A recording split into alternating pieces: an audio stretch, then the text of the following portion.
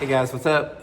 Welcome back here to today's episode of The Fishing Teacher, and really appreciate you guys swinging by the channel to spend some of your day with me. And guys, today I want to talk about and I want to make the case why winter is probably the most underrated time to fish for bass. It's like a lot of people they won't go in the wintertime. They think that it's too cold or the fishing's not that good. And guys, I'm here to tell you right now, out of the 4 seasons of the year, wintertime is the second best time of year to fish in terms of catching lots of fish and quality fish. So I want to sort of break a myth a little bit and maybe get you guys out there and start fishing during the winter time of the year, because if you're not, you're freaking missing out. So we're going to get into that in today's episode here.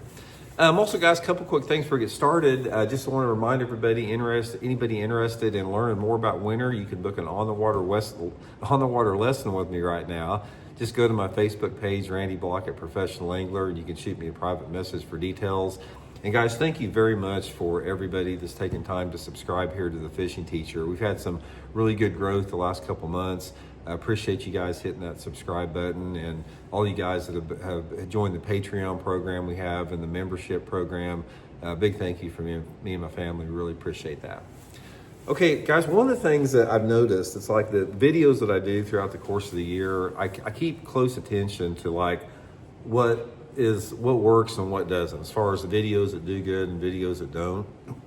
One of the things that I've noticed, particularly this year, is when I talk about wintertime bass fishing, a lot of people aren't interested in it. They just don't watch the videos. It's like they don't care anything about wintertime bass fishing. And guys, you're missing out, man. If you're not fishing in the wintertime, you are missing out on some great fishing. And I sort of want to talk a little bit about why that is, and sort of like encourage everybody to get out there and make it easier, because it's not that complicated as far as catching fish in the wintertime. So let's get into a little bit about that. Now, first of all, wintertime, depending upon what part of the country you're in, it can be uncomfortable. It can be cold, not comfortable to go fishing. I don't like being cold when I'm fishing.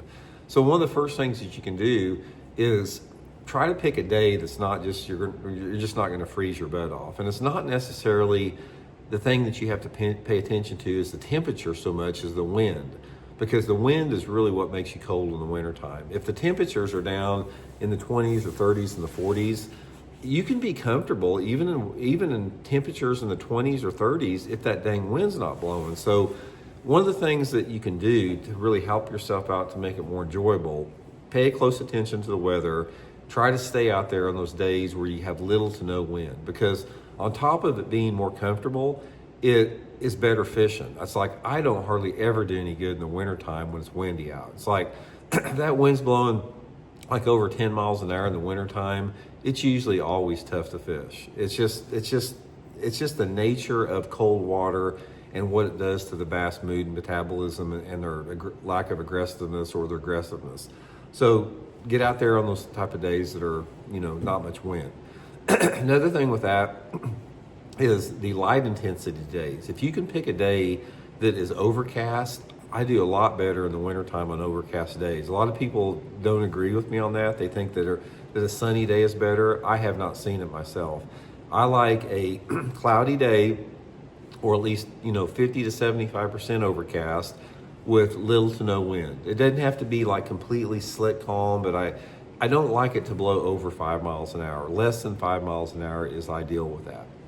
Okay, the next thing, once you pick the right day, obviously dress for it. I mean, the most important thing that you can do when you're dressing for cold weather, guys, is to get one of those wool balaclava masks that you can put on. That'll make your experience so much more pleasurable as far as not being uncomfortable. Get those wool, I can call them balaclavas anyway, that covers everything except just your eyes, and they're wool. Big deal with that. And of course, just layer up. You got to be comfortable or you're not going to enjoy yourself.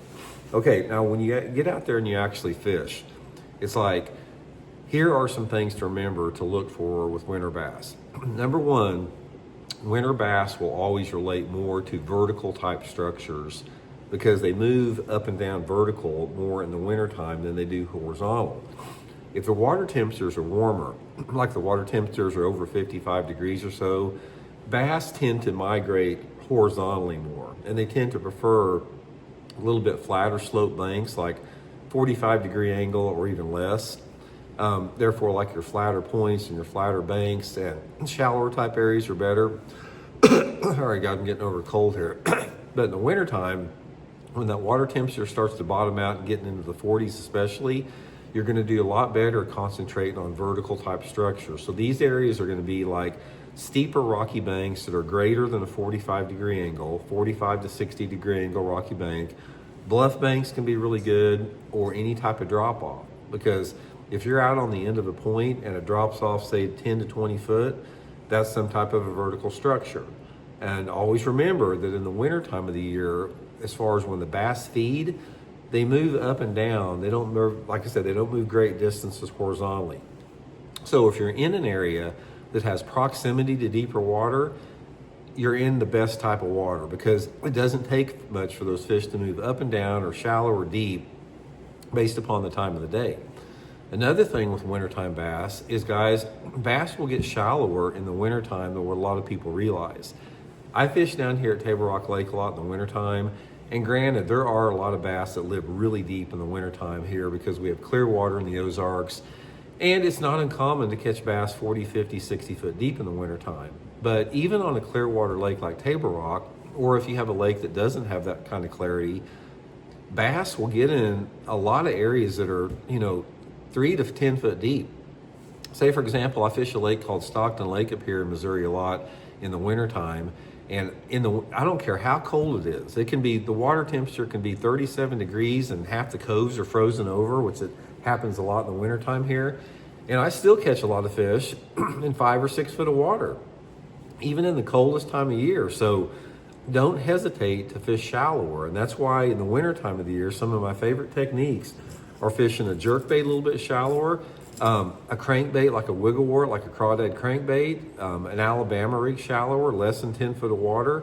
Don't overlook that, because a lot of people think when they try to picture what it's like to fish in the wintertime, they're thinking, okay, I've got to fish slow as a snail and I've got to fish deep and I'm going to be freezing my butt off. It's going to be miserable and the fishing is going to be tough. That's not the case. In the wintertime, the bass are a lot more aggressive than what people give them credit for.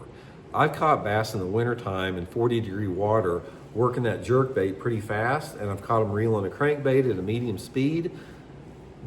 One of the biggest myths in bass fishing is the bass get dormant and inactive in that water, in that cold water, because they're a cold-blooded creature.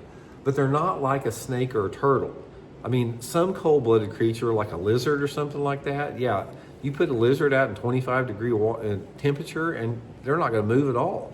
But it's different with the fish in the water. They actually move faster and they're more aggressive than what a lot of people realize there. So you have this option of fishing both shallow or deep in the wintertime, depending upon your own personal preference with that. But in terms of catching numbers of fish and quality fish, I put, like I said at the start of the video, I put the wintertime as the second best time of year that I like to fish, because just because you're fishing during the winter months doesn't mean it's going to be cold as hell. I mean, here in Missouri, even though we get temperatures below zero, we also get temperatures in January in the 60s sometime. So you don't, it's not like when you talk about wintertime bass fishing, you're not like huddled up around a freaking hole in the ground that's like you're ice fishing or something. It's really not like that. And even as you get a little further south, down towards, south of Missouri and into Arkansas, it even opens up a little bit more. So I have just seen in my own personal opinion that I put, number one, the toughest time of year to fish is the early fall. I put the second toughest time to catch bass is in the summertime. And I think the wintertime is the third, and then the spring is obviously the easiest because most of the fish are up shallow. So the point of the video, guys, I just want to encourage you guys to get out there. Get out there and try fishing in the wintertime. Try some of the techniques. I've done a lot of winter fishing tips on all 3 of my channels the last 3 or 4 weeks. Just go back and refer to some of those past videos. And I think that once you get out there, I think you'll start enjoying it a lot more. And I think it'll be one of your more favorite times of year to fish. And you don't have as many boats on the water, guys. That's a good thing about it. You don't have the jet skis and the pontoon boats and those wave-making bastards out there running around 100 miles an hour. Not a lot of people fish. You got the lake to yourself, and that means a lot to me. So anyway, I hope it helps out. We'll talk later.